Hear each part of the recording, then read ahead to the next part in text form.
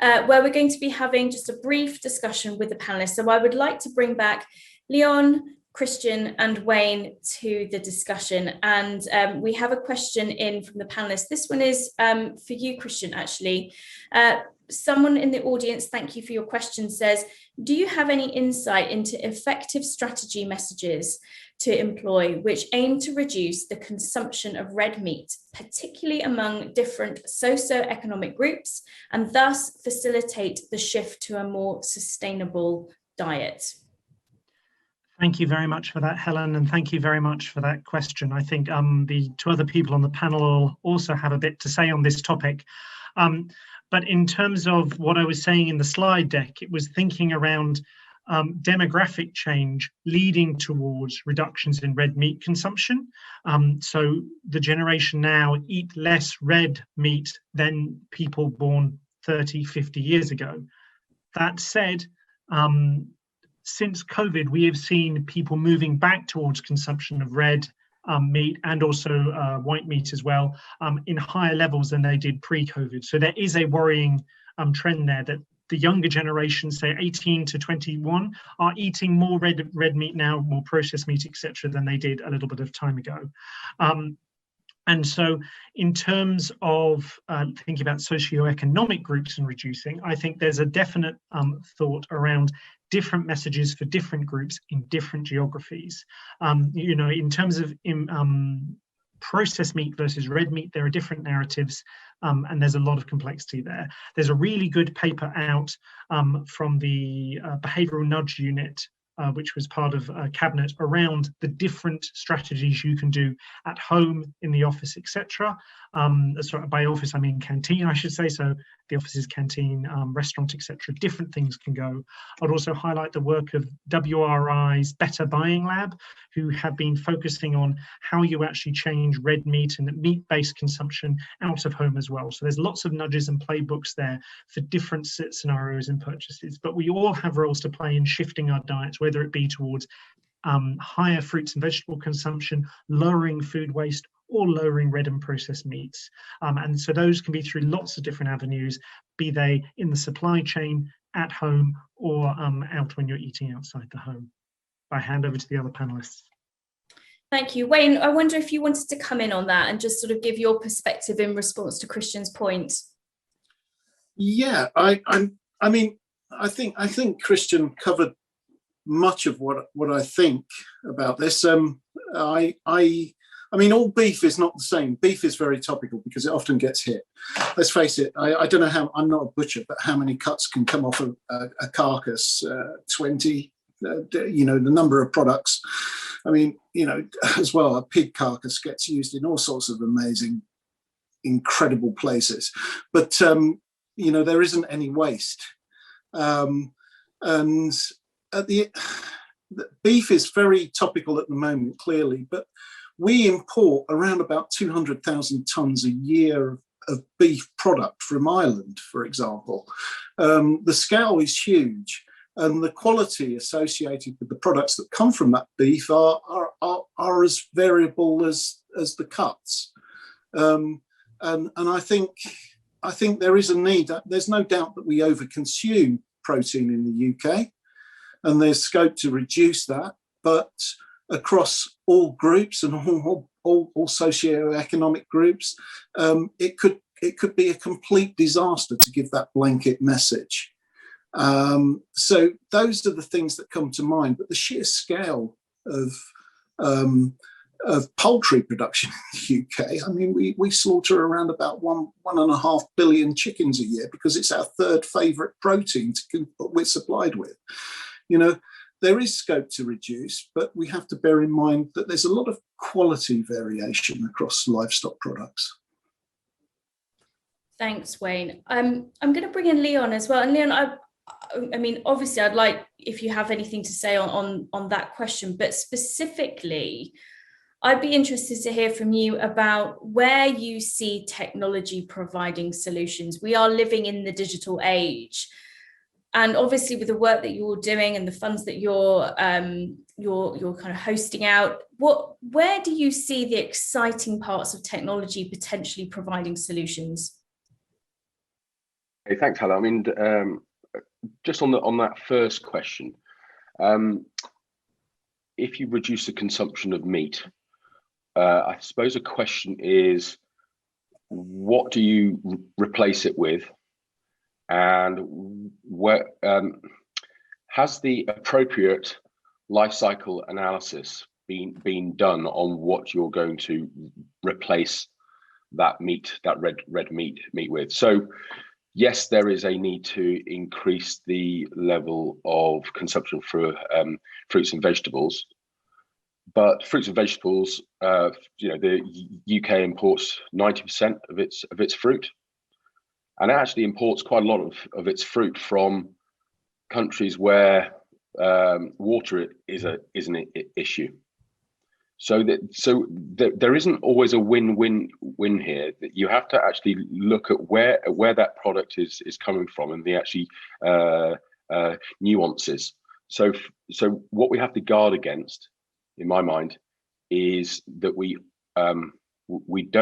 reduce the risk of offshoring our carbon and our water footprint to other parts of the world.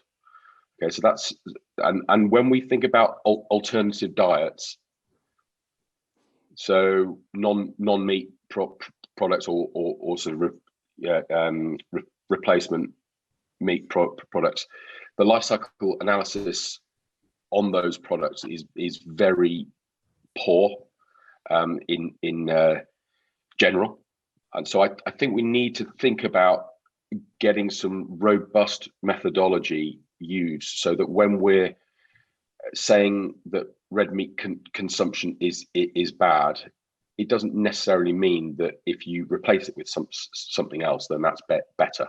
Okay, so you've got to answer that question based on evidence and proper methodology.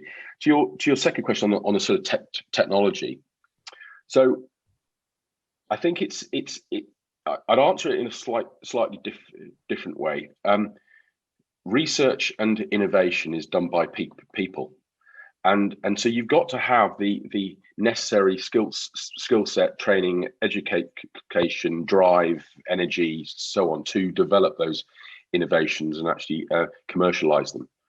So rather than predicting what the technology might be, because often the best technologies that we see in 5 years' time haven't even been thought of now. Okay, but the people are the key. So it's that scientific human capital, and so it goes back to one of the figures I put up. I think that creating technologies to reduce food loss and waste are often best done within the nations where that food loss and waste might is an issue, or is more an issue. So I think that's a network idea of actually allowing people to collaborate. And I think also when we think about technologies, we often think about what we know now. I'm doing stuff in my lab now which will be commercial products in 5 to 6 years time. The stuff that's actually commercialized from my lab now, we were working on that 9 years ago. So it takes a long time for those commercial products to come out. So it's about the people rather than the technology. Thanks, Leon. And I think drawing on the people question, we have also had another question in from the audience that asks, I think from your presentation, Christian, as you mentioned, the consumption of fruits and vegetables is directly linked to the increase in household food waste. Do you believe there is enough public knowledge on the methods of household waste and how to manage that household waste? I suspect what the answer from all three of you may be, but it would be great to get your perspective on that. And I'd personally be interested on what would your recommendation be perhaps to the UK government about how we should help consumers manage their food waste better? Let's start with you, Christian, and then we'll go to Leon and to Wayne afterwards. Okay, well, I think you'll get three slightly different answers, guessing how we're all going to be answering that from our different perspectives. So yes, there is avoidable waste and unavoidable waste, or edible or inedible waste from any sort of cooking action or when you cook.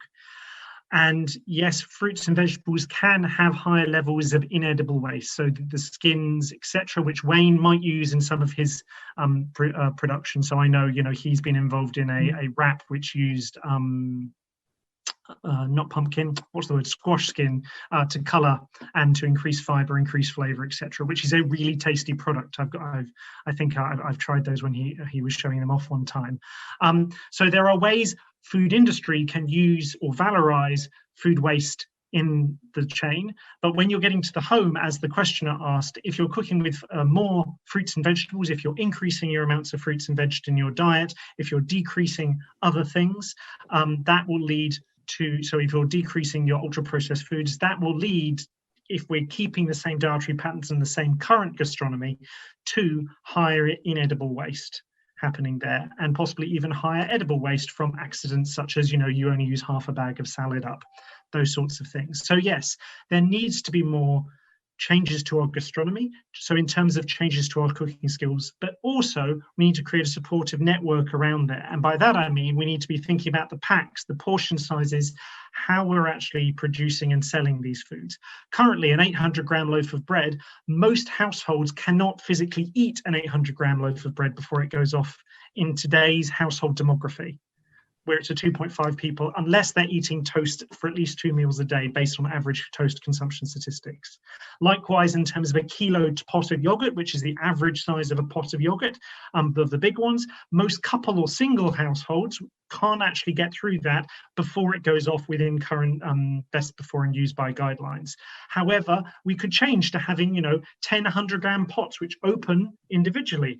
That increases the packaging but would decrease the waste of that high carbon dairy waste, high economic cost dairy waste, etc. So there are things industry can do, things government can do to support that, but also it is about thinking about how we change what we cook and how we store in the home. So there are lots of different messages we could do. And if we're thinking of solutions that we could do right now, it's to go to your fridge and check it's below 5 degrees Celsius, because 55% of fridges in the UK are above 5 degrees Celsius, which knocks 1 to 2 days of shelf life of every product inside that. So if you go to the website, Chill the Fridge Out, it gives you instructions for any fridge on the market. So that's an action that you guys can do now. And then the follow-up one is to go and change your power supplier to be a green or 100% renewable, because that's a system level change that you can make. That's a brilliant practical piece of advice that I think everyone listening can go and do right now. Thank you. I'm conscious of time because we are actually at time. So if I could ask Leon and then Wayne just to answer your response in 1 minute, please, and then we're going to wrap up and say thank you. So Leon, over to you. Yeah, no problem. I'll be very quick. So I think I'll answer this in two ways. First one is data that relates to food loss and waste tends to be really poor, and it all stems from the terrible data that was created in 2011 from the FAO stats. They make no sense at all, and everyone says that a third of food is wasted. Well, let's have a look at the real evidence and the methodology that was used, because it isn't actually good enough. So that's my first point. We're thinking about how I coin it storage life, shelf life, and home life. So divide those into three. If you extend shelf life, it doesn't always necessarily mean that you reduce food loss and waste. I'll give an example. Bananas, yellow bananas have a short shelf life, but the level of waste within the in terms of shelf life is actually quite low, given that 9 out of 10 shopping trips contain bananas. And the reason is that the demand is pretty flat. So that most people that come into your store are going to buy bananas. For things like salads, strawberries, and so on, it does depend on the weather, because the demand peaks and troughs. So that's where technology and understanding the and intervening on the biology can enable that buffering. So I could go on about this for years, but I'll pass back. Cheers. Thanks, Leon. So Wayne, your challenge, 60 seconds, your response. Okay.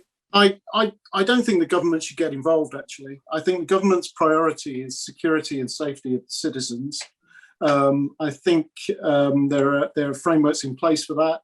If it got into the minutiae of labels, end of shelf lives, all that sort of thing, they can only operate on the data that they have. And I think that's going to be very evident in the next few months over what's happened in the last year. And the data that they have is very small compared to what the industry holds as proprietary data, and they are best placed to design in sustainability and design out food waste. Thank you. We unfortunately, there are loads more questions, and Theo, I'm sorry I haven't been able to bring you in on a question, but we are at time. In fact, we're slightly over.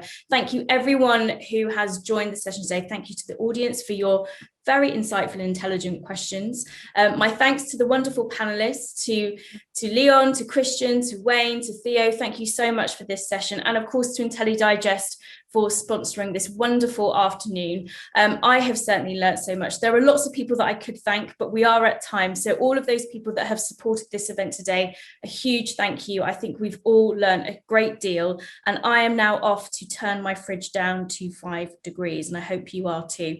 Thank you again. Thanks for watching, and we'll hopefully see you again soon.